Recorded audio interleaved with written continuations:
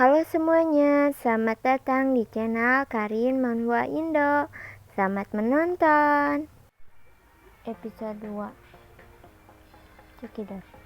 Rudbeckia menjalani pernikahan beberapa kali sebagai pion catur politik. Dan setelah pertunangannya yang keempat batal, orang yang akan dinikahinya adalah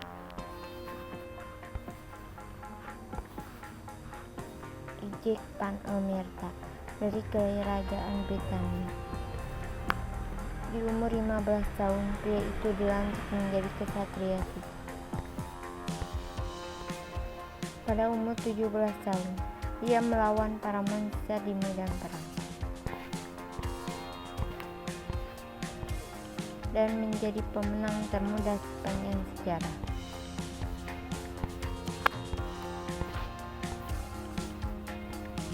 Setelah itu, namanya terkenal sebagai seorang paladin dan membuat hati banyak gadis di bagian utara berdebar.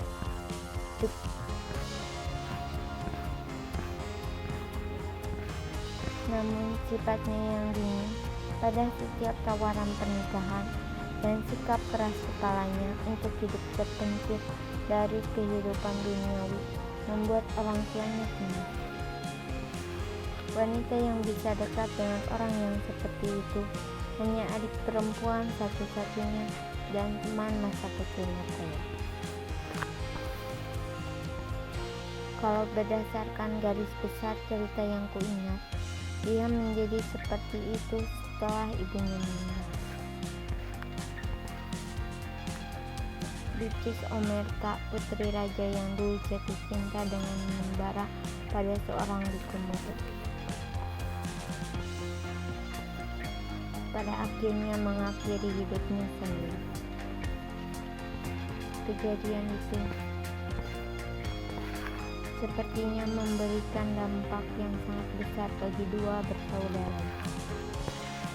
Di dunia ini, jiwa yang bunuh diri dianggap dikutuk oleh dewa dan diturunkan derajatnya menjadi kura. Karena hal itu dilakukan oleh Duchess Omerta yang dulunya putri raja, anggapan itu menjadi hal yang tabu.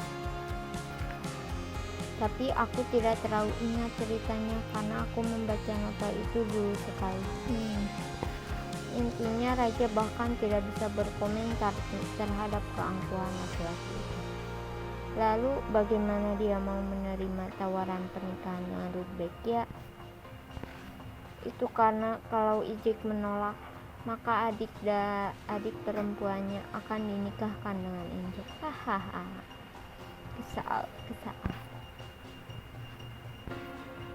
Jadi maksudnya lebih baik dia sendiri yang menikah daripada menikahkan adiknya dengan tukang onel. Di Vatikan saat ini, seluruh pasukan militer sedang dikerahkan ke wilayah yang tengah mengalami perang saudara, sehingga mereka tidak bisa mengatasi orang-orang barbar yang menyerang ke area perbatasan. Sebagai balasan untuk bala bantuan dari Britania yang memiliki kesatria hebat adalah tawaran pernikahan. Lalu kenapa dia jadi membantai keluarga mertuanya? Itu karena Rudbeckia meracuni adik perempuannya. Ya wajar kalau dia marah pada itu yang mengkhianatinya, walaupun sebenarnya Caesare yang menyuruh hal itu. Rudbeckia dikenal luas sebagai mata-mata paus dan memiliki sifat yang jahat dan kejam. Tapi sifatnya yang asli juga bukan main. Tidak hanya adik perempuan Ijek, tapi sampai teman masa kecilnya pun diperlakukan seperti pelayan olehnya. Tapi saat ini, setelah lewat 3 tahun sejak aku masuk ke novel, aku jadi mengerti kenapa sifatnya jadi buruk begitu. Tuan Putri Romagna, sang burung Skylark Sistrina, yang sangat dicintai seluruh anggota keluarganya itu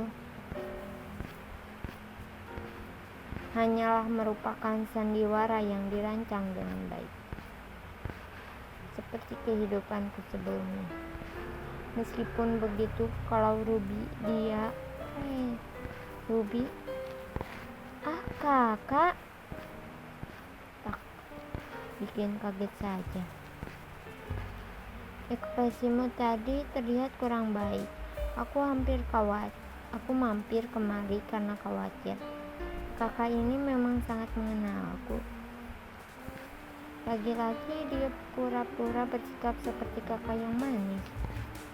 Apa kamu tidak suka dengan tawaran pernikahannya? Kamu boleh mengatakan yang sejujurnya.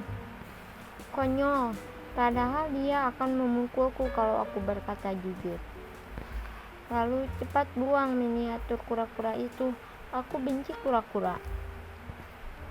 Bukannya aku tidak suka, entahlah, hanya saja bagian utara terasa sangat jauh.